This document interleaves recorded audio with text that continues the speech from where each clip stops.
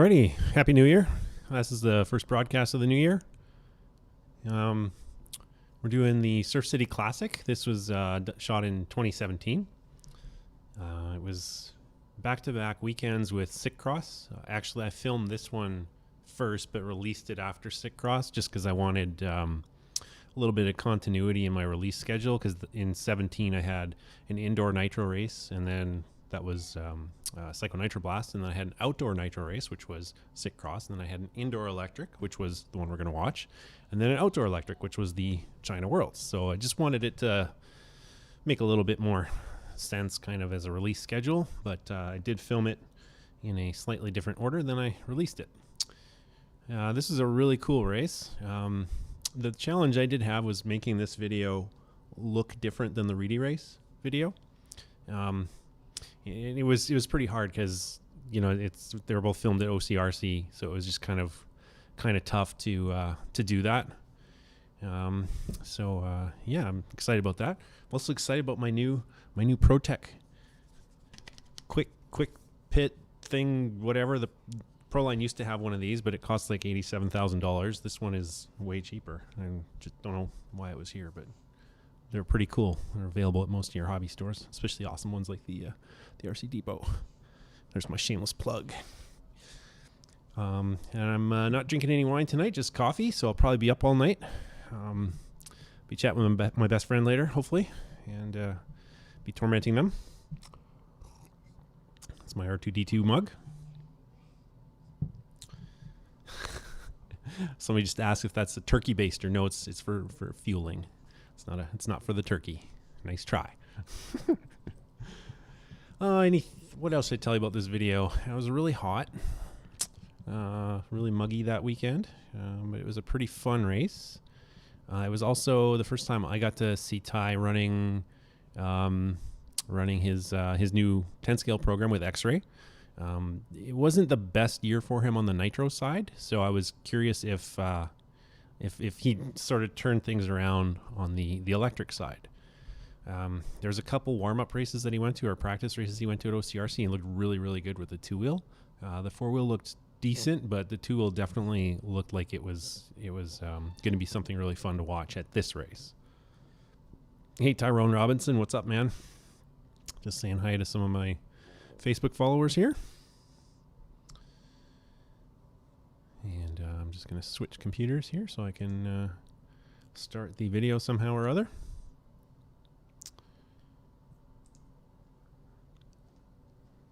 And I present to you the Surf City Classic. It's time to switch things up a bit. We're back at OCRC again, where Ty Tesman is halfway through qualifying at an all-new event. The event still has a long way to go, but currently he is top qualifier in this round. Success with his new platform is a welcome change, as Ty has struggled in the 8-scale program since making the switch to X-Ray. But with the IFMAR Worlds focusing on the smaller scale this year, struggles in the 8-scale class don't really matter that much. Yeah, so from probably August on, or not even August, it was probably like June onwards, Ty was doing a lot of testing for his 10 scale program, because it was a Worlds year, and that was the program that really mattered. He did win Cycross the very next weekend after this race, but the focus really was 10 scale, because he really wanted to have a strong showing at the China Worlds, because we all knew that was going to be really challenging. It was a big track. It was going to be a big track. It was going to be outdoor, lots of grip because they were sugaring it. So yeah. But for right now, OCRC. And this is one of the biggest 10 scale races in the US. I think it fills up in like 15 seconds or something. One fact we did gloss over was the attendance. While we saw close battles between some of the best drivers in so the it's world, always nice to see a race this popular. You know, they cap the entries, because Cycross was actually super small. There's only like 100 people at that race, so it was kind of cool to see OCRC killing it with, you know, 300 entries filling up in, you know, like 2 minutes or whatever it was. in point of fact, OCRC's club race held the same weekend as the shootout and had more entries. In In stark contrast to Sitcross, the P&B set a new single-track attendance record, drawing in nearly 1,100 entries.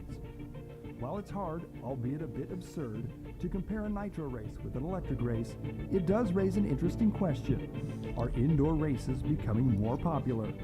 5, 6, 7 years ago, I would say I preferred indoor racing to outdoor racing. Yeah, so when I started Come Drive With Us, one of my first shoots was the outdoor cactus, and it was kind of cool to see 10 scale cars run outside, because I'd grown up with them being run indoors for the most part, and it was nice. I love, like, as a photographer, as a photo nerd, I like being outdoors, but it seems that the indoor stuff, even on the nitro side, is getting more popular. Like Reedy, the Surf City race is also an extremely popular race which draws drivers in from around the world.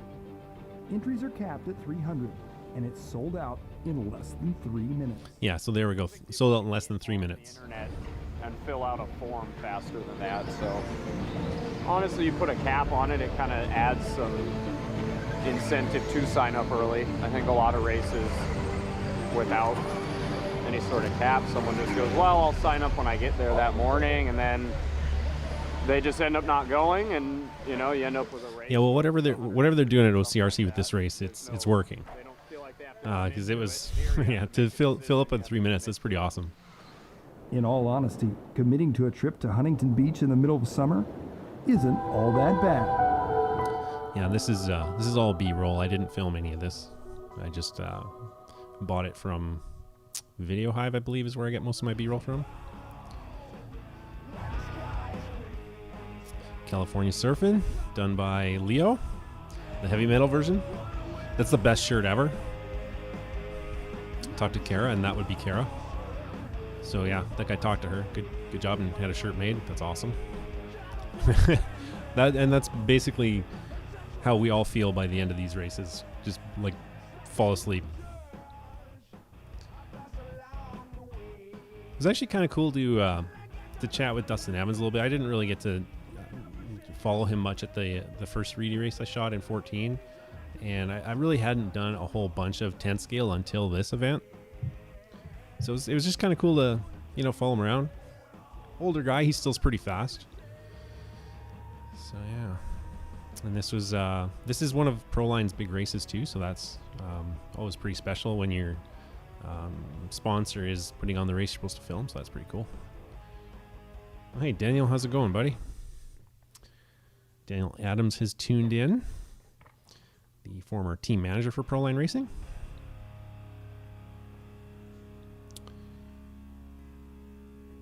So yeah, I didn't watch this episode before, so I'm going into this one completely cold. We'll see how this works out. Its place in RC history. I'm lost for words right now. I'm so excited. Counting it down. As a storyteller, it's hard enough to separate OCRC from the Reedy race, with OCRC being the... So my strategy with Ronnie Rivkin, that was the older gentleman that was just on the screen, was basically just to point the camera at him and hit record. I don't even have to ask him a question. I basically just kind of let him talk, and he usually gives me some really good stuff, so it's awesome. Also a little hotter outside, I think, so the track isn't holding as much. The one big difference between this race and the Reedy race is the outdoor temperature. Like the ambient air temperature is a lot warmer, so there was a ton more grip laid down on the track, like right out of the gate. While this race may be different than the Reedy race, one constant remains. The top talent in the industry are here. I don't know. If we've been doing it long enough now, we get all the pro guys. The first few years, we flew them out. Now it's one of those races that is in the contracts, and they get flown out here instead. Yeah, it's interesting. I wonder how long it took them to get from the point where they had to pay guys to come to their race to guys being sent to their race. Be interesting if somebody knows that answer, like maybe Daniel, for example. Rivkin won the open class at Reedy. Since then, he has gone... Man, it's cool going back and seeing how young Spencer looks. So that's his world's title in 2015. Now he's an old guy now. He's like, what, 19, 20? It's crazy. And this was Dustin Evans's Reedy win. I can't remember the year. It was either 99 or 2000. It's a while ago. But how much longer will we hear announcers calling out names like Cavalieri, Mayfield, or Tebow? I've had a ton of success. You know, we're good friends. I don't know if it's Here's hard, like, Joe is talking about Jared Tebow's future. past 2018. He's mentioned the thought of maybe retiring, something like that. So This shot was actually taken in China a couple months later. It was kind of interesting to hear, actually. I was surprised that guys like Jared were contemplating retirement. Jared actually has just come off a pretty solid season, so I don't think retirement is in his future, but it is a question I've had for a while, is how long will we see Cavalieri, Mayfield, Tebow still winning races? When will we hear names like CJ or Brock, Chaplin, lots of the young kids? When are we going to see them kind of push some of these giants out of the light? This is Kevin Palmer. That's CJ's stepfather. He's his pit man for the most part. They were still running X-Ray at this point in time. CJ, starting his RC career in a Traxxas Slash just 4 years ago, has risen through the ranks quite quickly. At only 13 years old, he has already seen success at the top level of the sport. But this weekend will be a tough test for him and for Kevin. One huge benefit that CJ does have is that he has amazing teammates and mentors available to him. Yeah, I haven't really followed CJ too much this year at all. It was interesting to see him leave X-Ray. Like, I realize there's a difficult dynamic between Gordon and Kevin, but it was I think it would have been probably in his best interest to stick around maybe one more year. But yeah, I don't know. Just haven't really followed him too much over at Kyosho. So yeah. They got people to work with, so. Because the risk with going to a smaller team like Kyosho for a youngster like CJ is you don't have a lot of mentorship. There's not a lot of people to bounce ideas off of. Whereas, X-Ray, there's a few more people to bounce ideas off of. And you'll see a lot of that in this video. The Tesmans really were helping CJ quite a bit with car setup, with car mods to make it just work better. So I don't know. I haven't really, like I said, I haven't followed him too much over at Kyosho. But I was following him this year at this race. Part was probably just getting used to driving within the So this is still just practice, and it was I think the Tesmans are actually doing a lot of weird mods to their car because the X-Ray two-wheel drive platform is still pretty new to them, and they were just trying to get used to it. And I know they did some crazy mods. I think they put on some TLR drive shafts at some point, and then they were machining down their the transmission case to lower the center of gravity and to change the roll centers. They're just going crazy with mods, and I mean it worked because their buggy was really good this week, and you'll see that shortly. See what they're doing and follow their lead. But the curious thing for the Tesmans is they don't really, like, we don't have indoor 10 scale like this. So for us to learn the tire game, like sanding the tires down, heating them up, the sauce game, it's really foreign to us up here. So it's always curious how they adapt and how they learn. And that goes for not just them, but other people who don't do this a lot. Mostly like the privateers. When I did the Reedy race, I was like lost. I'd never used tire sauce on dirt ever before. I didn't know what I was doing. It was pretty embarrassing watching me drive. That's all I got to say about that. run, and I had one crash and like a little bobble, and that one crash killed me pretty good. Like if I would have finished a half second faster, I would have got like 8th round, so I got 11th, I believe. So that kind of killed me. So hopefully I can go down in front sway bar, get a little more steering out of the car, and see where that puts me, hopefully without a crash. While Tanner is a regular attendee in the invitation. So that's a shot of Tanner just a few years ago at the Reedy race.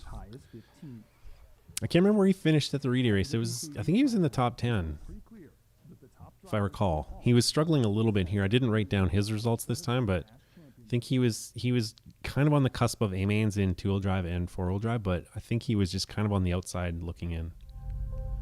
Ooh, Ghosts of Reedy. This is spooky. If you're a professional in off-road, there's two titles you want to win. You want to win the world, or you want to be the invitational winner of the Reedy race. The Reedy race is a big race because all the best drivers all over the world come out here and run head to head, and they just battle it out and see who's the top. I mean, And that's Spencer's World's Trophy behind him there. you know, do hot laps and all that stuff. You just got to be patient behind everybody and then just see where that puts you. Coming off of another podium at the Reedy race has given Ty a lot of confidence heading into this race, especially with his four-wheel drive buggy. In point of fact, at the 2017 installment of Reedy, he was in first place after the four-wheel drive segment. It was the two-wheel drive buggy that kept Ty from winning it. Yeah, it was probably the closest Tesman ever got to a Reedy title was In 2017. the practice session at Surf City, Ty appeared to be avoiding practicing with the other factory drivers. Would this strategy work out for him? It's interesting. It's interesting all the head games that do go on at the top level in practice. It's actually kind of funny. I didn't realize that they were doing it. Otherwise, I would have kind of followed some of the other guys, like seeing what Mayfield thought of it and what Cab and all the other guys were doing about that. But there's a lot of head games. It's pretty entertaining for me. Fast out there, Ty is always fast. Spencer's on the mail, you know, so it's always top guys. They're gonna be fast no matter what track it is. Even with Mayfield dominating over the past year or two, the talk in the pits was centered around how to beat Ryan Cavallari. Yeah, because Cavallari at this point, I think he had won 3 Reedy races. 2 of them were in a row, if I recall at this point. Titles to his credit, it's undeniable that he has established a dynasty. So Mark Atkins is asking why my broadcast is so late. It's because I got my kids this weekend, and I didn't want to miss an hour and a half of time with them. This way I only miss a half hour. So that's why it's so late. Sorry. He's up with his two-wheel drive now, and his run isn't going as smooth as he would like. Yeah, so anyways, I got distracted there. Cavallari was the guy I was watching because, I mean, he's Mr. Reedy. I thought for sure he would just kind of clean up at this race, but he didn't look super fast in practice. Now, I can't remember if this was his first year with Yokomo, but it almost looked like he was trying to learn the car, and their four-wheel drive wasn't super awesome at this race. They did do some stuff to it. Well, I mean, I shouldn't say it wasn't super awesome, but I think they were all just trying to learn it. By the time mains came around, like Mayfield had figured it out, but Cav hadn't quite got it to where it was comfortable for him, I believe. So we'll regroup and go for the next round. Ryan would finish day one of qualifying with a third place in four-wheel drive and fourth place in two-wheel buggy. Not the dominance he would like to exert. But with the long mains run here, he hasn't lost his confidence. Yeah, what Mike's talking about, the long mains, they run a 10-minute single A main. So you got lots of time to do some damage in the main. Dustin Evans is off to a bit of a slow start. Reedy champion in yet another race. Yeah, so Evans finished 5th in the first round, which wasn't great for him, and he wasn't doing good in two-wheel drive. I didn't even write down his results, so he was probably outside the top 4 or top 5 in two-wheel. Second round of qualifying. But in four-wheel, he was doing really good. Given that his first round put him into all A mains, Dustin will be looking to drive less conservatively in the second round. And they always put really cool layouts in for the Surf City race. I always like the layouts for Surf City better than the actual Reedy race. Not really sure, but like the Reedy layouts are just kind of, they're sort of medium. A little boring, not so awesome. Even the drivers don't really like them. The year I filmed at Reedy, it wasn't too bad. Like, it had that front rhythm section. It was like a double-double, which was really fun. But yeah, for the most part, they put in cooler layouts for Surf City, which makes Surf City super exciting. Still change. Because like right now with the intermixed heats, a little bit of traffic plays in it and everything like that, I think we're really going to see the pace once we get into round 3 and the resort and all the fast guys are together. That's when I think someone might start stick out, and then that's when the grip's going to get significantly higher. So I think until we get there, you can't say a whole lot. Round 2 just concluded, and like Evans, none of the drivers were all that willing to say who they were chasing in either of the premier classes. I think it's too early to tell, but after qualifying will be a good indication. Well, in four-wheel, it was pretty much the Mayfield show. So that's who they were chasing in four-wheel. The final Reedy winner in the group here. Because he was, I think he got a TQ, a second, a TQ, and a TQ. So he pretty much cleaned up in four-wheel. Oh, sorry, spoiler alert. Mayfield TQ's four-wheel. Mayfield's also had some success at Reedy, not to the degree of Cav.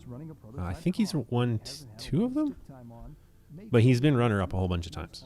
First day of qualifying. It was harder at the Nationals because I really didn't know anything about it, but yeah, so this is a brand new four-wheel drive to them. So yeah, again, they were really learning the platform. It looked pretty good. what's working and what's not working, and look at Oh yeah, and this race was the first time Mayfield ever got pissed off at me. It was that last shot, actually, where he was going over the triple. I was sticking my camera out just a wee little bit too much, and he really politely asked me to just kind of go easy on that triple.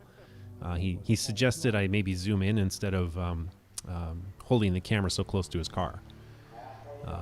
There's a technical reason why I can't zoom in at this race. It's because of the lighting. Because when you zoom in, your f-stop, you have to run a lower f-stop, and then your focal point is like 4 inches. So you're lucky to get a quarter of the car in focus at any point in time. But later on he apologized. Like, he asked me super polite. It was kind of funny. And then afterwards he apologized for asking me polite. He's like, "Oh, sorry, I come off pretty strong sometimes. Really sorry, man. I love your stuff. Keep doing what you do, but just don't do it around that triple." So it's a little bit of a background information that nobody knows. And in fact, I just remembered it when I saw that shot. In two-wheel drive, he would only TQ the first round.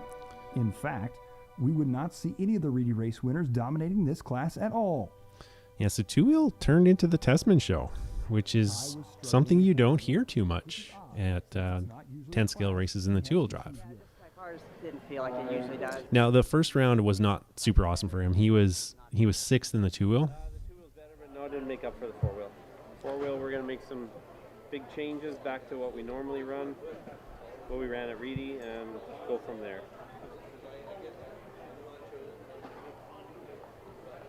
What chassis changes does the Tesman camp have planned, though?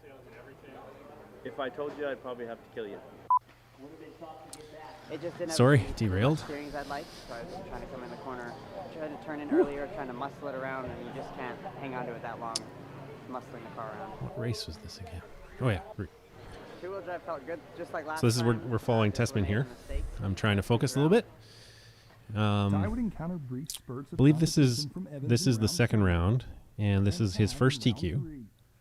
But in qualifying, he really was on a slightly different level to the rest of the field. He would TQ the third round of qualifying in two-wheel drive, but would again continue to struggle with the four-wheel drive car. Yeah, it's really curious because like the X-Ray four-wheel, I always thought it was pretty good, but they really struggled with it at this race. So I was a little concerned about how it would be at the Worlds. But again, this was August. Worlds were, I think they're October or November that year. 2017 is kind of a blur for me. So yeah, I can't remember exactly how long they had to figure it out, but they did eventually, and you'll see that in the next episode. It was great to see Tide dominating in two-wheel for sure. My concern was, would it hold?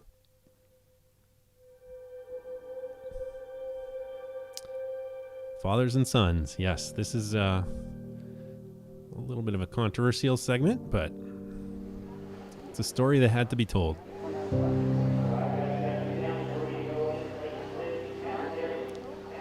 What's up, Hunter King? How you doing? Hi, Adam Harrison. Good evening to you as well. So we're just doing a segment here on CJ Jellin and Kevin Palmer. An interesting dynamic found at the RC track is the relationship between the highly competitive fathers and their sons. In many cases, it works out well and can be an advantage. Other times, it can be a volatile combination. Yeah, Lou Dog and Cav used to really go at it at the track. For these ultra-competitive parents, watching from the sidelines can't be an easy task. More often than not, their tempers get the best of them. Sorry, you're right. I meant stepfather. Mark Atkinson just corrected me. Stepfather. My bad. Programs to the pinnacle of the sport by winning world championships. Yeah, there's lots of father and son teams, and they all have a very different dynamic. Like the Tesmans have a pretty strong dynamic or father-son relationship. It's not that they don't argue; it's just they don't do it in front of people. Some of the other other teams like the Kings, they would fight a lot in front of other people and Cavalier. But I mean, if you're not fighting, maybe it just doesn't mean you don't want it that bad. Like it's such a competitive sport. Like I can never come down on people that have that kind of a relationship with their kids. Like if they can't fight at the track, where can you fight? But what was really good, so here we got a shot of Gord actually helping CJ with his homework. I think they start asking me some math problems, and I suck at math, but it was really cool to see Gord helping him. And I mean, it's tough. The dad's, mine were the same. Dad's wrenching skills are usually behind the kid's skill driving. So it's a catch-up thing, and I basically help when I can. Ty helps when he can, and just kind of bring him along. But he's doing awesome. I mean, he's just really doing awesome. Yeah, and they're Gord's talking about CJ, and that's the toxic relationship, I guess, right there. Gord helping him with math. Sorry, not sorry. But just making either A main at this event would be a major step forward in his development. You like math? Not really. Why not? This is a fun little interview. I don't. RC Cars is all math. Yeah? Are you a good steer? Yeah. What grade are you in? 8. That's the question I always ask CJ. Got a girlfriend? And then Kevin's like, what? Take off so many days, got to make sure you get your homework done, right? But yeah, it was a good team effort. Seeing the whole team plus the camera guy trying to help CJ with his homework. It was pretty awesome. On the track though, CJ did struggle a little bit, but I mean he was 13. Like this was such a pro field. Like you had former Reedy winners, world champs. Like it was a stacked field. So for him to struggle to make the A is kind of expected. But he was pretty hard on himself. He was really hard on himself. Main spot. Two-wheel drive, on the other hand, is not CJ's favorite class. I think Mark was talking about Kevin. I'm not sure. I'm just responding to some of the chats on YouTube. Fall asleep on the driver's stand.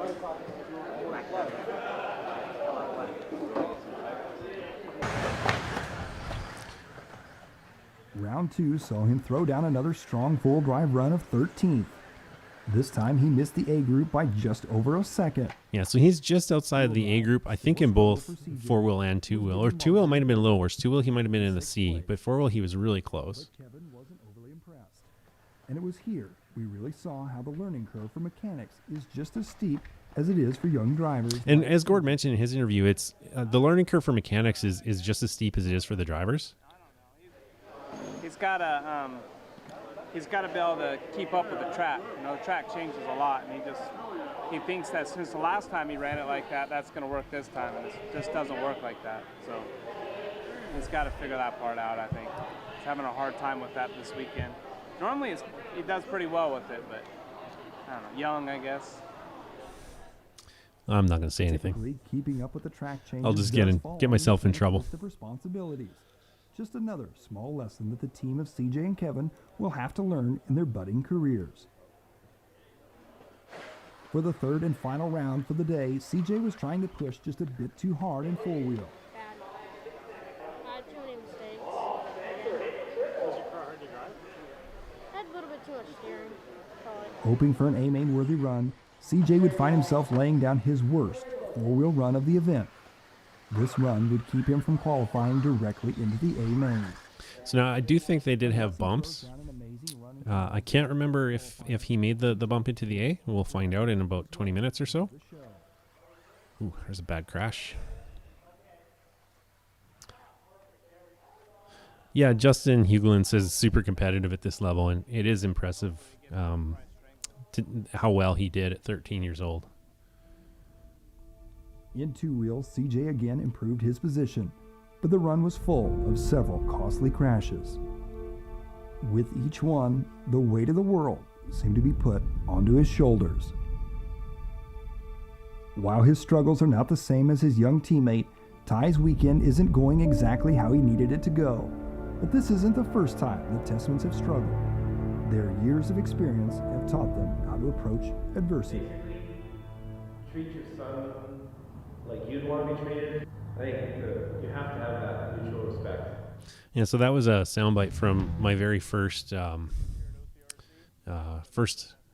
was from Nitro Challenge, 2014 Nitro Challenge, the first Nitro Challenge I did. It was really, and it's true advice, if you don't have respect, if you can't give your kid feedback with respect, it's going to fall on deaf ears. And I think that's a little bit of what happened to CJ a little bit at this race. So, but I mean, the Tesmans have also been at it a lot longer than Kevin and CJ, so. Yeah. This is a commercial that Proline wanted to throw into this one.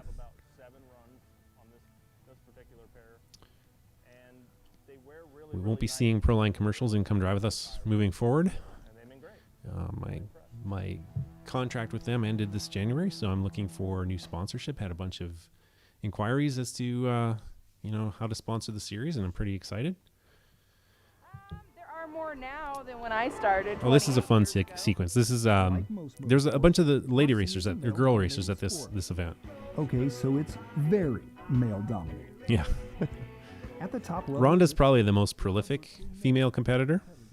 Factory sponsorships. This isn't due to bias, but rather due to the fact there just aren't very many girls into racing. So there's Kara Tompkins, and then there is Jennifer Lathrop, and I believe I even spelled Lathrop's name wrong in the credits. Sorry. That sure just cracks me up. That don't really want to get beat by a girl.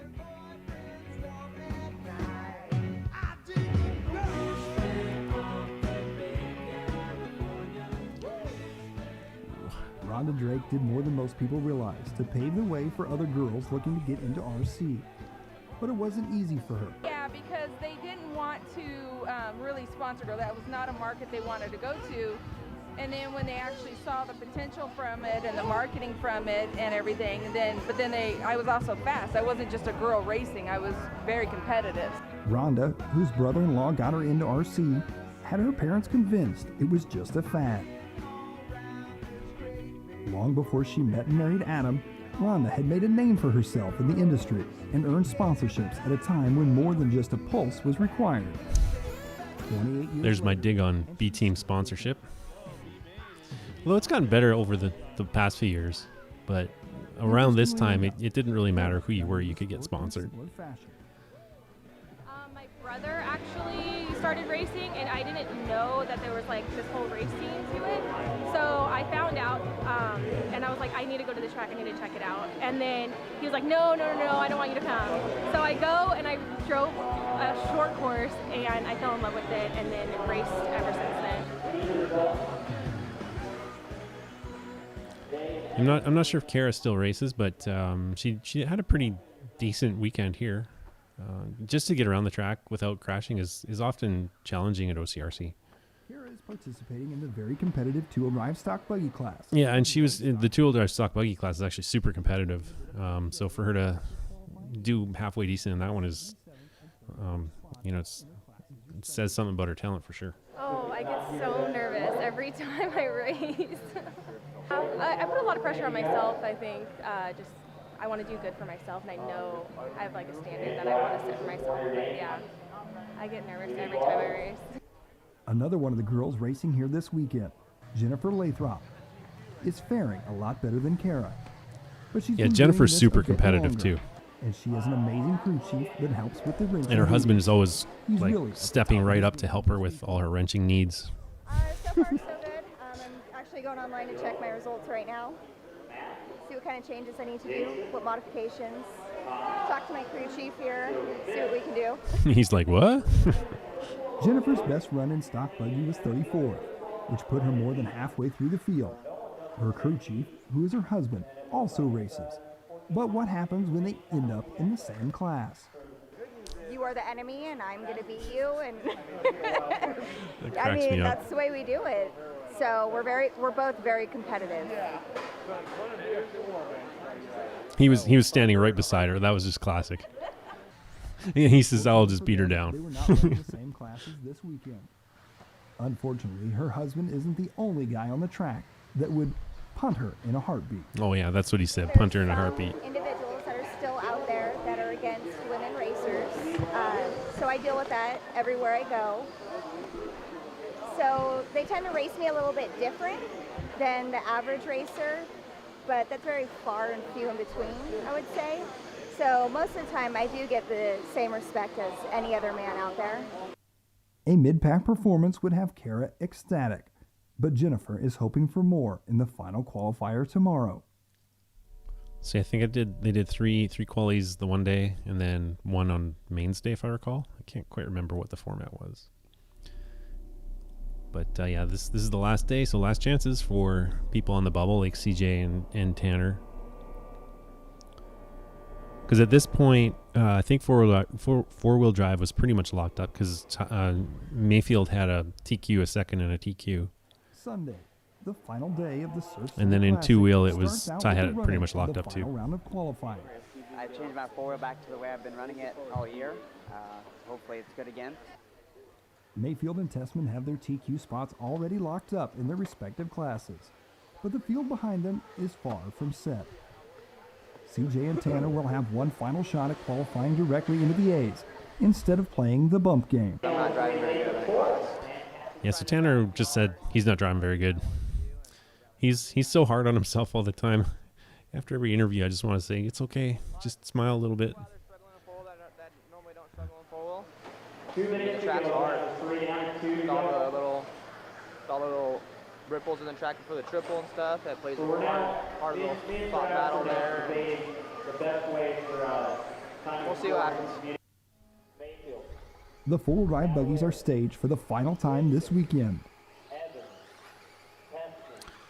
So again, it came down to a race for third. It's kind of between Cab, who had a third, and a second, and then Tesman, who had a second, a fifth, and a fifth. So they were really close in points, and then Evans was in P2 behind Mayfield, who had pretty much locked it up.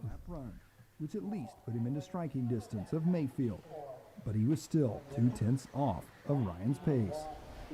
Yeah, so his car looked the best it was, but he was still off pace. Like it was pretty much Mayfield's race to lose in four-wheel. It's kind of bumpy and grippy, so it's a little bit tough out there because it feels like I'm going fast. Like it feels like I'm driving like normal. It's just not fast enough. In two-wheel drive, Ty would earn his third TQ. I'm really glad how two-wheel's going. Yeah, so Ty officially locked it up in two-wheel with another TQ. Like he was just on a different level in that race. In qualifying at least. Sorry, in that class. And whatever. Sort of derailed. Ending up in the B main for both inside joke. Is really not how Tanner expected this weekend to go. Hopefully I can change a couple things. I think that will make it better for the B main and hopefully just bump up to the A and see what happens. Thanks, Gavin. This is actually one of my top 10 favorites too. Would be young CJ. I think CJ's been doing good. Well, top 5 favorite Come Drive With Us episodes, rather. Gavin's just saying this is his favorite episode. I tend to agree. It's one of the gooders. Sitting in the B main at this race. It's a big race, and he's doing really good. I'm proud of him, and he's only going to get better. He sticks with it. I think he'll be one of the greats. This last chance round would hand Ryan his third TQ in the four-wheel drive class. He has most of his competition trying to figure out what it's going to take to beat him. More or less kind of what Mayfield did. My rears were too new that run on four-wheel. Well, close lap time wise, he's just kind of been the most consistent. But I think in the main, when you actually like the previous round last night, he started behind me. I made a little mistake, and then he got by me. And then once I was behind him, I was able to stay with him. So I think once we have like in a racing situation, just someone to hang on to, hopefully we'll be able to run with him.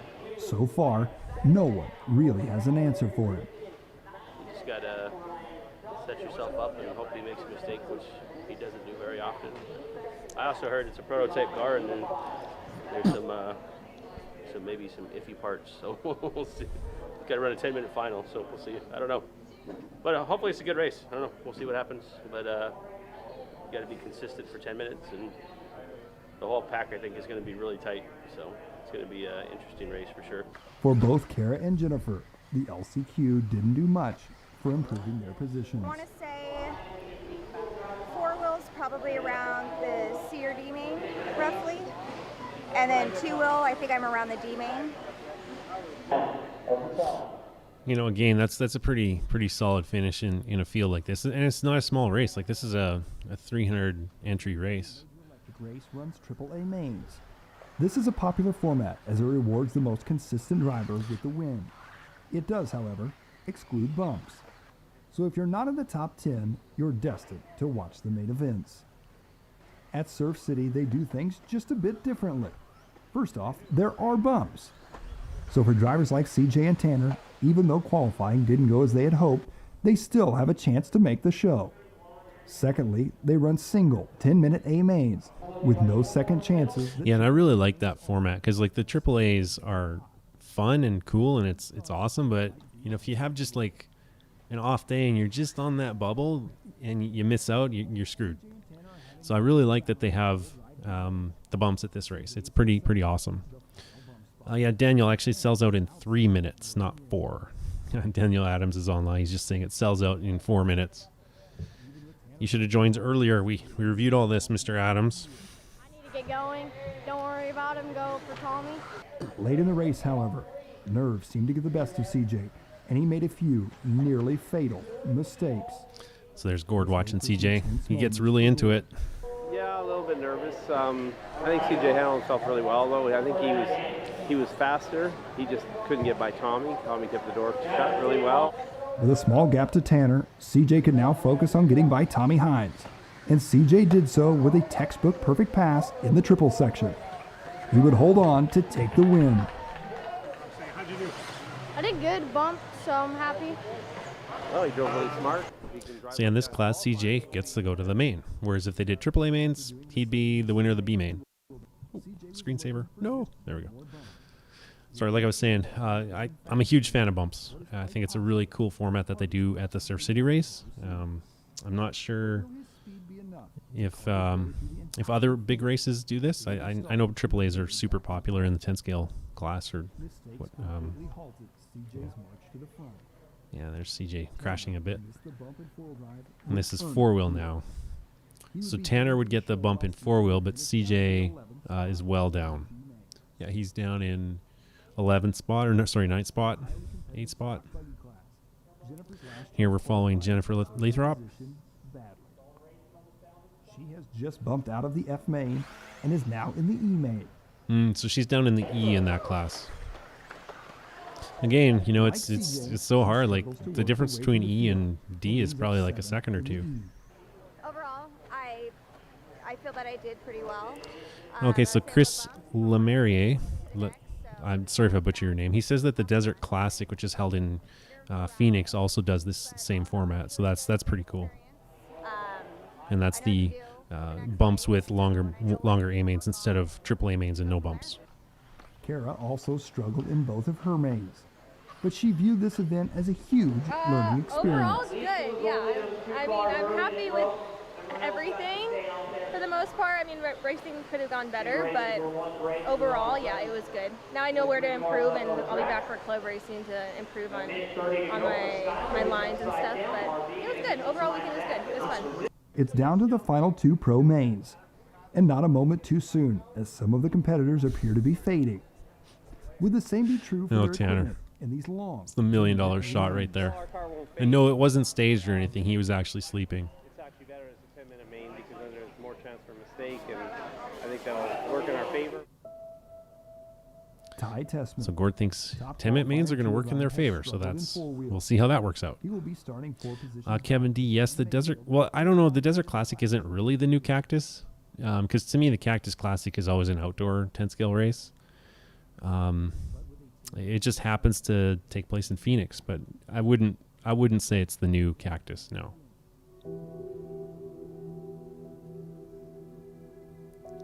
But would anyone have the speed and consistency to touch Mayfield? Evans certainly has the speed, but consistency has eluded him this weekend. Usually you can never really count out Ty, but he struggled to find speed with his 4-wheel buggy all weekend.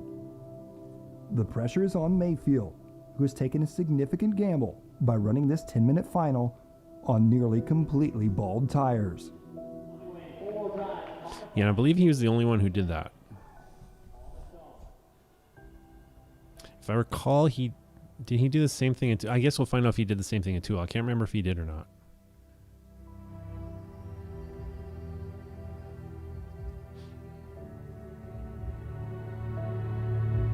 Never straying too far off the racing line, Mayfield builds up a small gap early on in the race.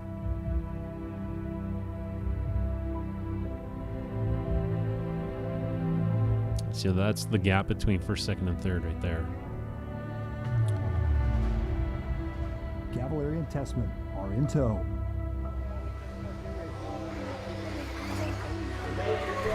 The trio pull away from the pack. With so many skilled drivers in this stacked heat, one mistake by any of the top three could put them deep in the field and out of contention for the win.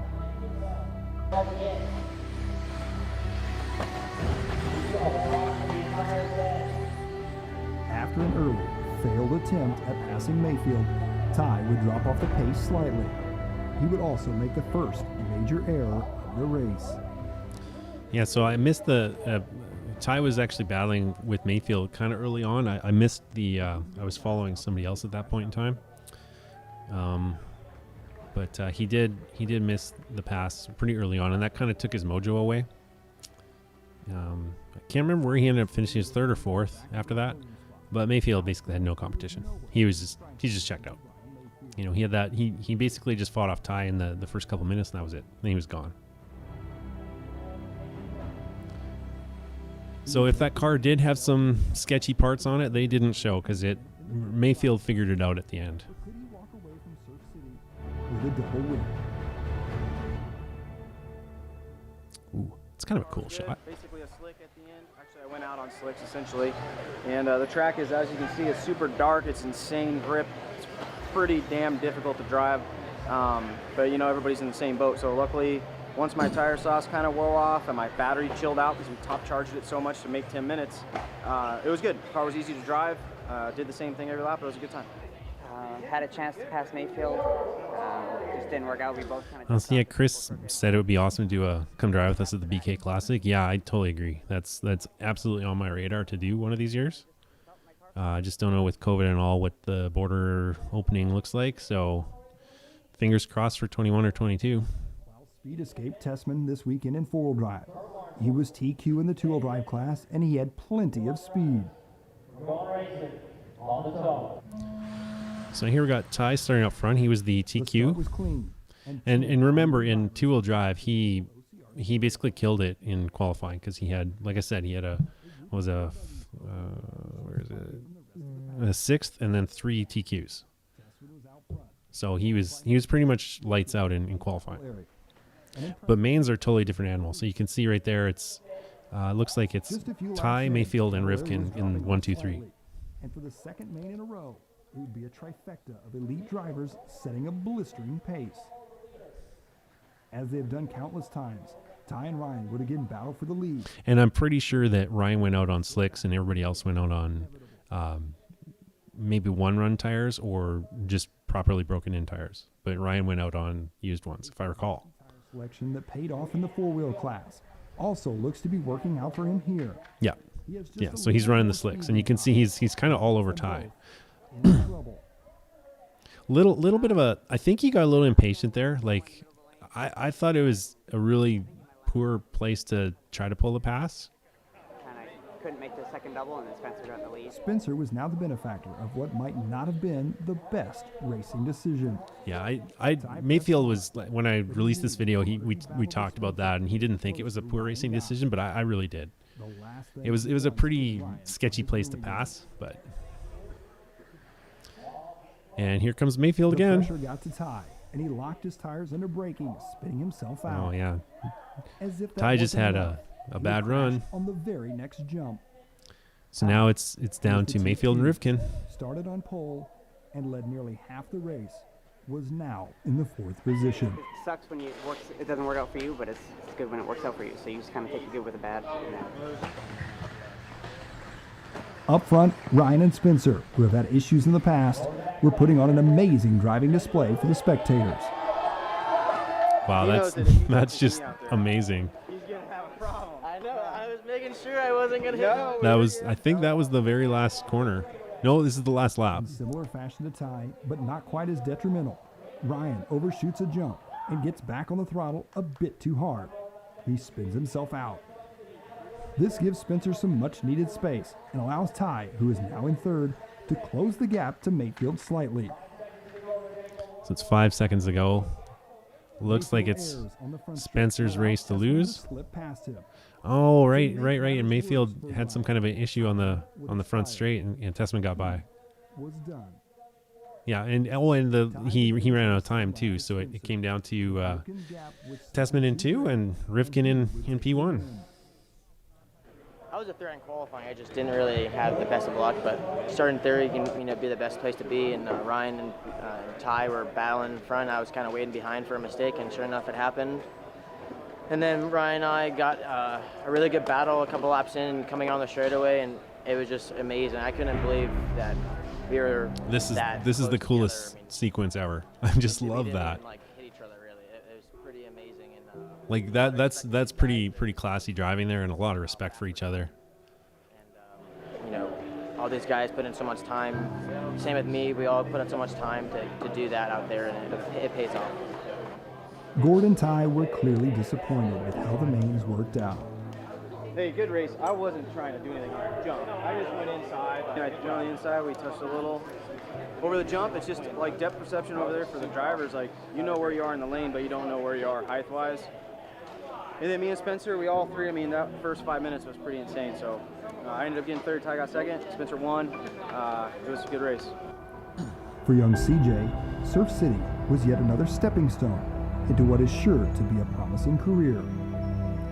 Probably making the main and full drive, had a good B-main and bumped and fortunately broke in the first lap, but it's racing. Ball cut popped off and so I was over. It had its ups and downs.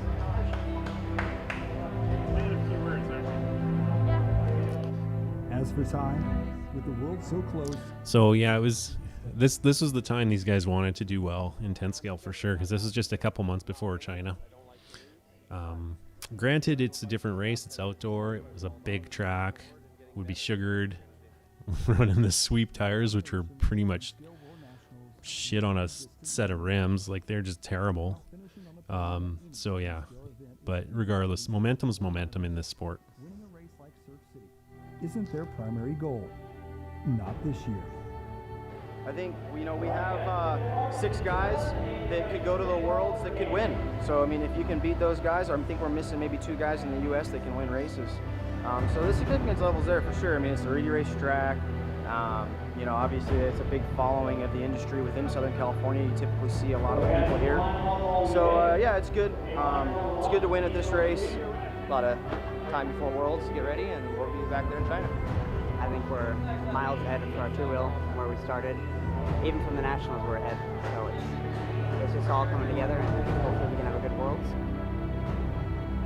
The novelty trophies will no doubt find a place in both Spencer and So John Lee's asking why was Sweep the Spec tire for the Worlds. Who knows? I really don't know how the selection process works. I think it's whoever gives IFMAR the best deal. I'm not really sure. And this is a shot of the China Worlds. Teams heading to China for the Worlds have been focusing on improving their low grip setups. Information coming from organizers of the Worlds have been scarce, to say the least.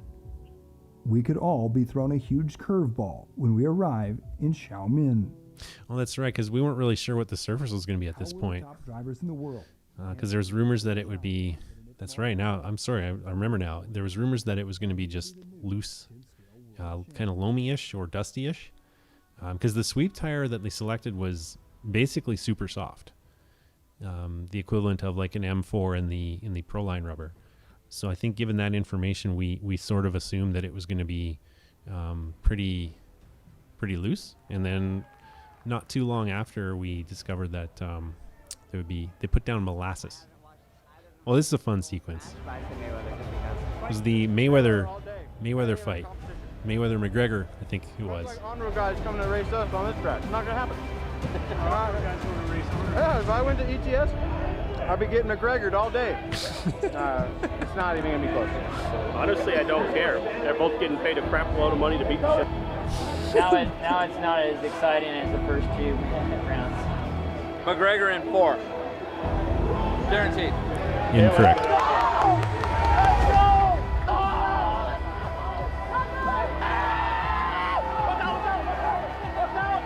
I think that guy's excited because he won some money.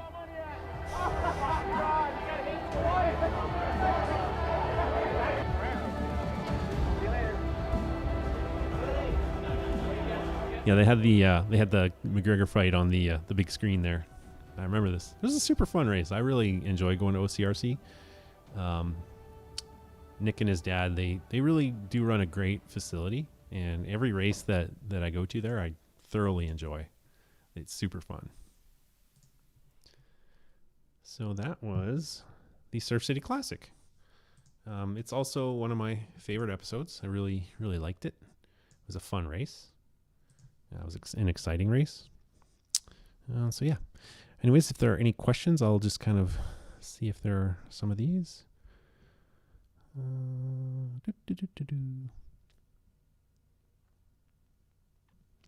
So next, can't speak. Still kind of derailed. Wonder why. The next one we're doing is the China Worlds. That was, like I said earlier in the broadcast, is about a couple months after this one. I was really nervous about traveling to China, but it's one of my highlights of Come Drive With Us was the China Worlds. And obviously I'll go into that a little bit more in the next broadcast. But yeah, it doesn't look like there's a lot of questions that I haven't answered. So I do miss back to Kevin D's comments about the Desert Classic being the new Cactus. I really miss the old Cactus Classic. I remember leafing through the pages of Car Action in the 90s, just kind of thinking how lucky those guys were going to the Cactus Classic. And so it's kind of, I'm sort of like biased that way, I guess. It's just ingrained as an outdoor 10 scale race for me. So yeah. But no, the Desert Classic is not the new Cactus. It's the Desert Classic. Someday I'll make it down there. Maybe this year, maybe next year. I don't know. We'll see. We'll see what happens. Hunter King's asking if I'd like to do more 10 scale Come Drive This. Yeah, I mean, absolutely. I've been focusing a lot on 8 scale, obviously. I'm totally open to doing more 10 scale races. At this point, I'm just trying to find out what I'm doing with the series. I've got a couple options. Obviously, I'd like somebody to step up and sponsor it potentially, but kind of have to wait for COVID to resolve itself before I can kind of build my schedule. For 21 at this point, it looks like it's going to be the Big Barn Race if it happens, and the Quebec Classic. Don't really know about IFMAR. Not super keen on going to Brazil at all. I kind of leaning towards skipping it if it does happen. I don't even really want to go. But yeah, to answer Hunter's question, I'd love to do more 10 scale stuff for sure. Like maybe the INS series, or the J Concept series, whatever it's called. That'd be great. Miles doesn't like my Proline sticker on my mic. Well, sorry, man. I guess I could do this. I think I got stickers on both sides. There. Is that more better? I've got the red RC. Oh, the Neo Buggy. Neo Buggy doesn't even exist anymore. Man, I got to update my stickers. And then Live RC. But yeah.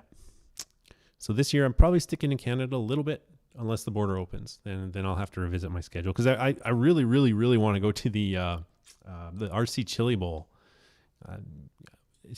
How do 400 people go to an oval race? I want to find out what makes these guys tick. I need this question answered. Why are they there? So that's top of my bucket list, but I don't know when I'm going to get to that one. So yeah.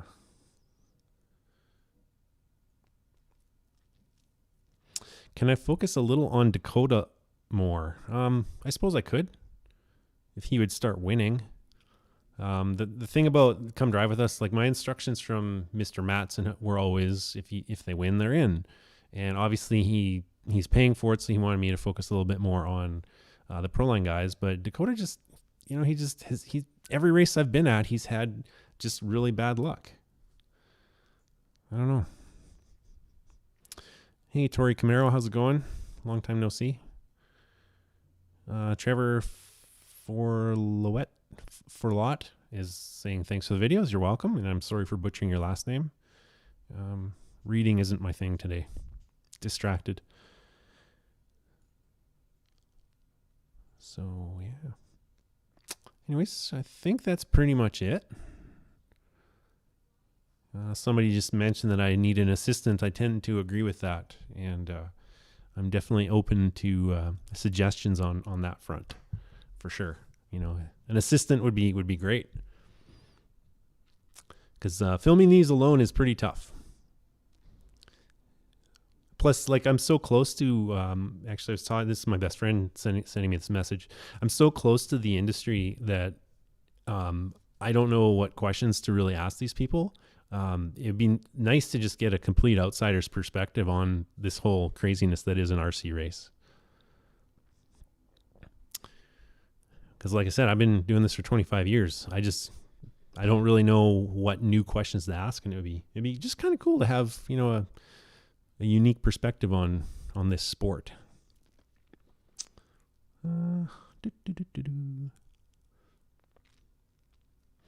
Yes, Tori Camaro is from Ontario, if I recall, and she's missing racing. I think we all are.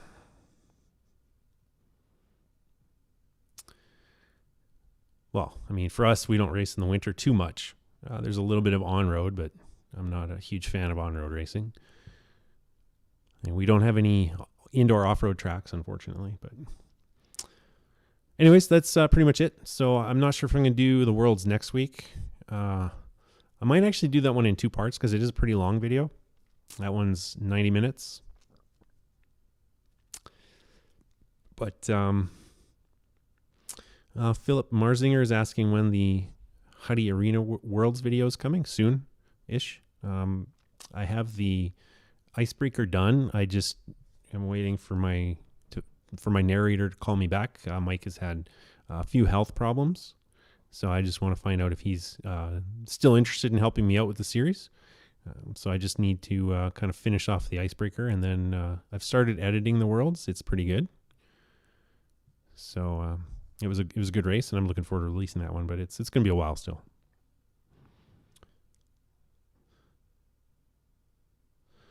So Tesman apparently is going to the Chi-Town Shootout next month. Well, that's good.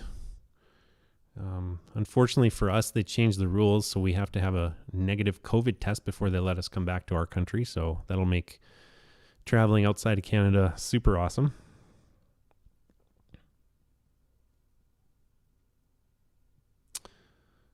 Anyways, that's pretty much it. I don't have a whole lot else to chat about. So I will see you guys when I see you. Like I said, the next one will be the 2017 Worlds that were held in Xiamen, China. So until that one drops, I will see you guys around.